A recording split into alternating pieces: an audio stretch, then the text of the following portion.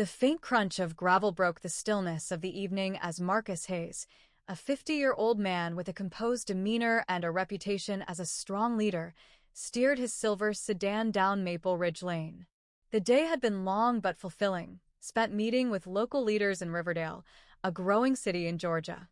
As his car glided through the quiet neighborhood, Marcus found his mind wandering to the warm plate of his wife's homemade lasagna waiting for him at home. Out of nowhere, the flashing blue and red lights of a patrol car lit up his rearview mirror, cutting through the darkness like a sharp warning. The distant sound of a siren grew louder. Marcus instinctively glanced at his speedometer. 31 in a 40 zone. He frowned slightly, no speeding, no traffic violations, no reason for concern. Yet here he was being signaled to pull over. Keeping his composure, Marcus flicked on his turn signal and gently brought his car to a stop on the shoulder. "Just stay calm," he muttered under his breath, his hands staying steady on the wheel. This wasn't his first encounter like this, and he knew the drill all too well. Hands visible, movements slow, voice respectful. Not because he'd done anything wrong, but because appearances seemed to carry more weight than the facts in these situations.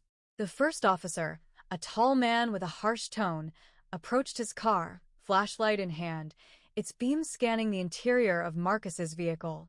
A second officer, stocky and younger, stood near the back, his hand casually resting on his holstered firearm. "Driving somewhere in a hurry tonight?" the first officer snapped, his voice heavy with skepticism. "No, sir," Marcus replied evenly, his tone measured. "Just heading home after work?" The flashlight's beam hovered on Marcus's face for a beat too long before moving down to his lap and sweeping over the console. "License and registration," the officer demanded curtly, ignoring Marcus's response. Marcus nodded slowly, keeping his movements deliberate. "I'm reaching for my registration in the glove box," he explained aloud, his calm voice filling the tense silence. "And then for my license in my wallet." The officer gave no response but stiffened slightly, his body language a mix of impatience and suspicion. "You know why I stopped you?" the officer continued after a pause, though his tone suggested he didn't expect or care for an answer. Marcus shook his head slightly. "No, sir." "Was I doing something wrong?" "You were swerving back there, crossing over the lane lines," the officer said, his words sharp and accusatory. Marcus frowned but remained polite. "With all due respect, I wasn't swerving. My dash cam has been recording the entire time if you'd like to review it." The officer's face darkened, his lips curling into a smirk. "Dash cam, huh? We'll be taking that for evidence." "Step out of the car." Marcus blinked, his calm mask faltering briefly. "Is there a reason for this?" "I'm fully cooperating." "Now," the officer barked, his tone leaving no room for argument. Suppressing his rising frustration, Marcus slowly unbuckled his seatbelt, opened the door, and stepped out with his hands visible. Before he could say another word, the second officer grabbed his arm roughly and spun him around toward the patrol car. "Is this really necessary?" Marcus asked, his voice steady but laced with quiet indignation.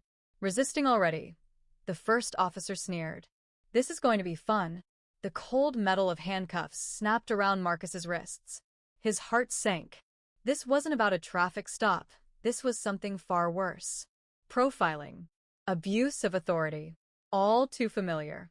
As the officers shoved him into the back of the patrol car, Marcus caught glimpses of his neighborhood out the window. Porch lights illuminated shadowy figures peeking from behind curtains, too distant or too afraid to intervene. The car began to move, the officers' banter up front blending into the faint hum of the engine. The younger officer, Officer Carter, turned briefly to glance at Marcus through the cage dividing the front and back seats. "So, what's your deal? Running from something? Got something to hide?" Marcus met his gaze, calm but unyielding. "I'm just a man trying to get home." "Yeah, that's what they all say," the older officer, Sergeant Blake, muttered with a derisive snort. "Let me guess, you've got a good excuse for why you were swerving all over the road?" "I wasn't swerving," Marcus said plainly. "Check my dash cam. The footage is there." Blake let out a chuckle, ignoring him. "You'll learn quick that the stories don't work here." The precinct loomed ahead, its fluorescent lights casting an eerie glow across the empty parking lot.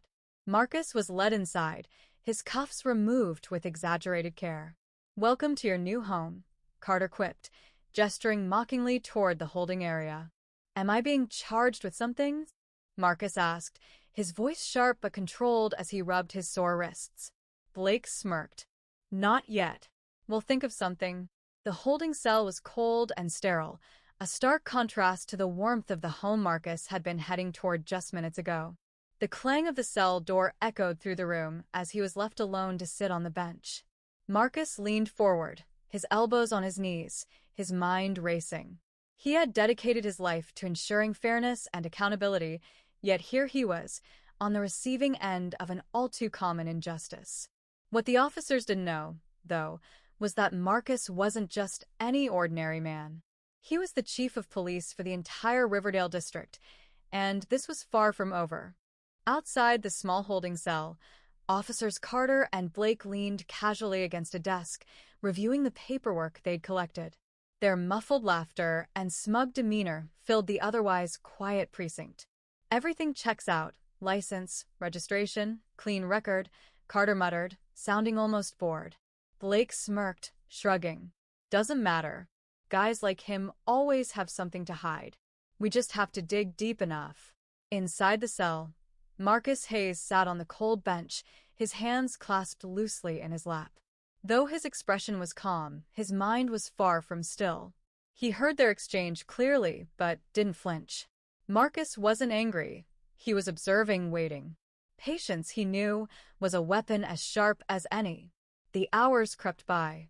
Officers came and went, throwing curious glances his way, but none seemed to recognize him. That didn't surprise Marcus. He was new in town, having taken his role only a few weeks ago.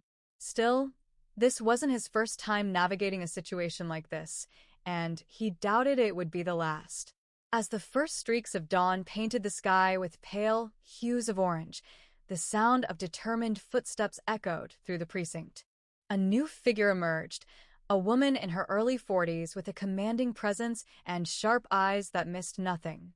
Her badge, clipped neatly to her shirt, identified her as Lieutenant Harper. She carried an air of professionalism that instantly set her apart from the other two officers. Harper stopped in front of the cell, glancing between Marcus and the papers in her hand. Her brow furrowed slightly, and she called over her shoulder, "Carter, Blake, what's this about?" Carter stepped forward, puffing up his chest. "Picked him up last night. Reckless driving. Resisting arrest." Harper's eyebrows shot up. "Reckless driving? Where's the evidence?" Blake leaned back in his chair, his tone casual. "Haven't had the chance to review anything yet." Harper's frown deepened. She turned her attention to Marcus. "Sir, can you tell me what happened?" Marcus stood slowly, meeting her gaze with quiet confidence. "I was told I was pulled over for reckless driving, which I deny entirely. I also have dash cam footage that proves I was driving safely." Harper's eyes narrowed as she turned back to the officers. "You didn't check his dash cam?" Blake shrugged lazily. "We were going to get to it." Harper's patience snapped. "Get it now. And both of you, my office." Immediately, the two officers exchanged uneasy glances before slinking away under Harper's piercing glare. Marcus knew the tide was finally shifting, though this was just the beginning of a long road ahead.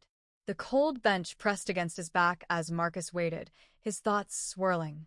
He reflected on the previous night, the sharp accusations, the unnecessary aggression, the abuse of power. This wasn't just a personal grievance, it was a glaring example of the systemic issues he had spent his entire career fighting to address.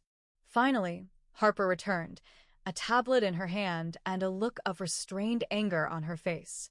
She stepped closer to the bars and gestured for Marcus to approach. "We've reviewed your dash cam footage," she said, her tone clipped and professional. "It completely contradicts the officer's claims. This should never have happened."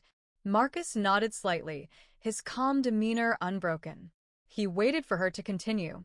"I'm releasing you immediately," Harper added. "But I'd like to discuss this further in private." Within minutes, Marcus was out of the cell and seated across from Harper in her small, unadorned office.